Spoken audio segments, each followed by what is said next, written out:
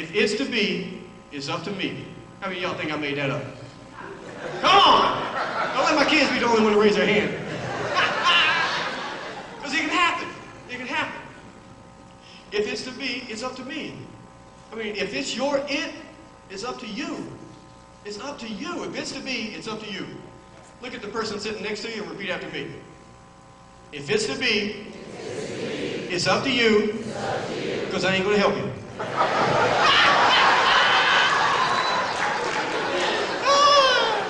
That's good. That's good. Andy Griffin was like, that's good. That's the first time I ever did it. That's a good impression, wasn't it? I should practice that. That's good. But you're going to wish people would tell you that. You're going to wish people would say, that's your it. I ain't going to help you. But people will say, you can count on me, and you can't count on me. People will say, I'll be there and not show up. How many of you know some people that should be here tonight? Right? Man, I got some. Hi, I'm Brian Adams, and I want to thank you. Wait a minute, there I am with the whole family at one of my events. We all want to thank you for considering one of my programs for your next conference, training event, or convention. I believe my motivating message is exactly what your audience needs to reach higher levels of achievement and commitment. Whether it's an audience of 10,000 or 10, your investment in me secures a dynamic presentation, and I guarantee 100% audience satisfaction. Relatives from North Carolina telling me, Brian, be real, you? You didn't even graduate high school. You want to go try to take a contractor's test? Now listen to them. I didn't want to go down there and fail. I didn't want people lining up and telling me I told you so. But I did want my own business, and the first step was to pass that test. So I go down there and take the test. I passed it with flying colors. I was on cloud 9 walking around. I just passed the contractor's test. I called my relatives in North Carolina. I said, it's me. They said, what you want? I said, I just passed the contractor's test. I was happy. 3 years later, I'm still working for the same guy doing the same thing. Nothing had changed. For the same reason. People trying to protect me. I said, don't push your luck. You got lucky you passed the contractor's test, but a business is different, Brian. You ain't never had no business. Employees? Come on, man. What are you thinking? You got a good job making a lot of money. You got some bills to pay, and they were right. Had a lot of bills to pay, and I did make good money. I had a job. Just over broke. That's what that means. Again, I had to take a chance. 5 years later, I'm making 6 times the amount of money I would have ever made working for this other guy. Got 8 excellent employees. Life is good. Well, hello again. I'm back.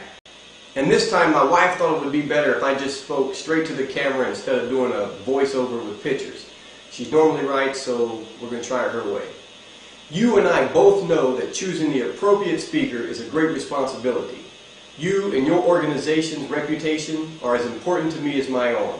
I believe people learn best in an interactive atmosphere that is fun and entertaining, so I use a lot of humor and personal stories to create a strong and long-lasting message. Your audience will be inspired to take massive action while enjoying themselves, and you'll look like a hero for bringing me in. But more importantly, you'll see performance improvements to continue long after the event. That's not what I expected. But I'm telling you, how many of you guys know that when you think everything is going right for you, Murphy will come up and hit you from behind? Am I right? And that's what he did for me. Murphy said, boom! I said, oh, Murphy got me. And my mentor, Les Brown, says if you have to fall down, land on your back. Because if you can look up, you can get up. Am I right? Now, this ain't part of the act, so somebody come on over here and help my brother up. Right? Because what? Why? Because? Like I was walking and Murphy hit me. He said, boom! I said, oh my. Liz, that won't part of the act. Can you help me out?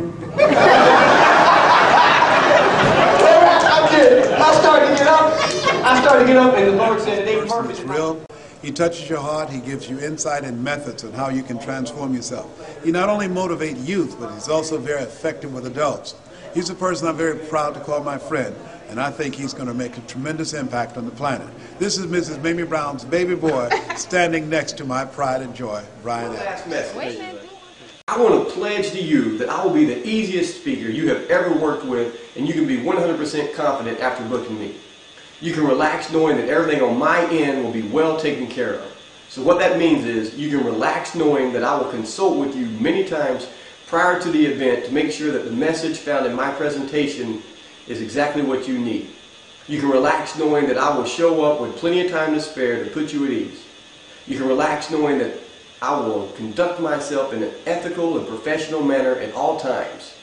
I want this event to be your best event ever, and I want to do everything that I can do to make sure that happens. I'm looking forward to building a lifelong relationship with you. So until we meet, keep a smile on your face, God in your heart, and me in your prayers. This last clip is one of my favorites. We surround ourselves with. I was doing a big event with Les in Detroit, and a guy was on the elevator with me, and he said, "Oh, you speaking?" He tried to remember my name, but he couldn't. He said, "You speaking tonight, right?" I was big time. Yeah, yes I am. He goes, "I ain't gonna be there." I said, "Thank you." Something get ready to happen. I said, "What?" He said, "And let me know when my hour. Hey, where's the time limit? Let me know when I'm down to an hour and a half. Yeah, let me know." I'm gonna be here. Wow, we're gonna get busy. So this guy says, "Hey, I ain't gonna be there tonight. Can you give me something that's gonna change my life? You got 2 minutes." Elevator stopped on the floor that I was getting off on. I said, "I don't need 2 minutes. I need 2 seconds." I stepped off the elevator before the door could shut. I said, "You want to change your life? Change your friends." And when the door shut, I looked down because I didn't want to say that, because I knew there were some people I needed to be changing friends with. Am I right? Everybody in here? I grabbed my cell phone. I looked at my cell phone. I was shaking my head. Because we know there's some numbers on there we should probably delete. Right? Thank goodness for caller ID. Because the phone rings and you go, "Ooh, ooh, ooh, ooh, not now. Ooh, not now. I'm having a good day. I'm having a good day." Look at it, ring, ring. Oh, no, no, no, no. I can't answer that. But you got to, because it's my wife. Oh, we in trouble. Get the music going. No, she's cut. Erase. It's who we hang around with.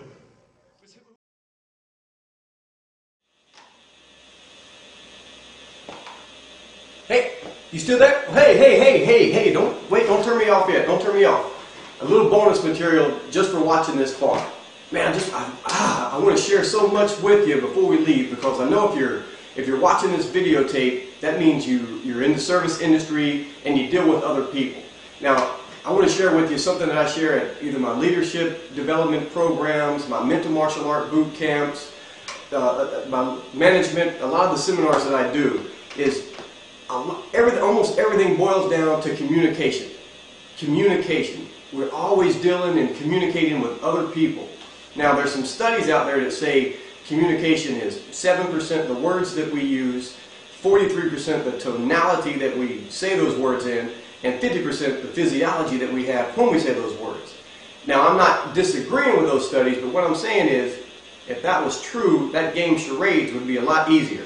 But here's what I want you to remember about communication. Communication is 20% the words that you use and the way you say them, and 80% the way the other person perceives them. So communication really starts by understanding the other person that you're communicating with, the other person that you're talking to, really understanding them and how they perceive the information that you're sharing with them. Now here's a little bit about the brain.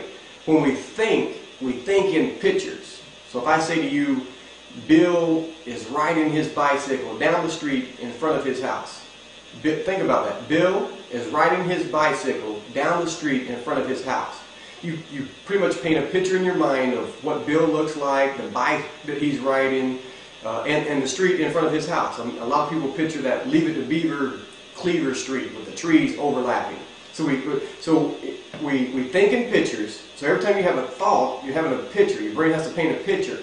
Now, when we make decisions, our decisions are 80% made on emotions. So the other 20% is the logic to justify the decision that we've just made. Now, our emotions are triggered by our thoughts. So you have a thought which triggers an emotion. Now remember, those thoughts are the pictures. So when you're communicating to someone, the better you can help paint that picture, so you help paint the picture in their mind, which will trigger the emotion that you want. So if you're trying to do an event for someone, or you're putting on, or you're trying to sell a product or a service that you have, remember, facts tell, but stories sell. So if I can sell you a story of, once you bring me in as a speaker, It's not just going to have a, yeah, you bring me in as a speaker and you're going to have, your audience is going to be really happy and you'll be happy at the end of it. That's the facts. Here's the story. Here's the picture. When you bring me in as your speaker, everybody's going to have a great time. They're going to be out of their seat. Everybody's going to be yelling and clapping. They're going to be thinking. Their brain, the neurons in their brain are going to be popping all over the place. They're going to be writing down their goals. They're going to be setting and thinking about what they're going to do tomorrow. When they leave, the sweat's going to be dripping off their face. They're going to be high-fiving each other. They're going to be wanting to give you a hug for bringing me in. They're not going to be able to sleep. They're going to be laying in bed like a 7-year-old on Christmas Eve. Can I wake up now? Can I wake up now? Can I wake up now? They're going to be excited about life and about getting back to the job tomorrow. Now when I can paint that picture by telling you that story, that kind of helps trigger the emotions that you want. So I hope that, I'm trying to rush through this and give you as much of me as I can in the short amount of time that I have. I look forward to working with you. I hope that really helps. Think about that. Send me an email if you need. Let's get in touch. Have a great day.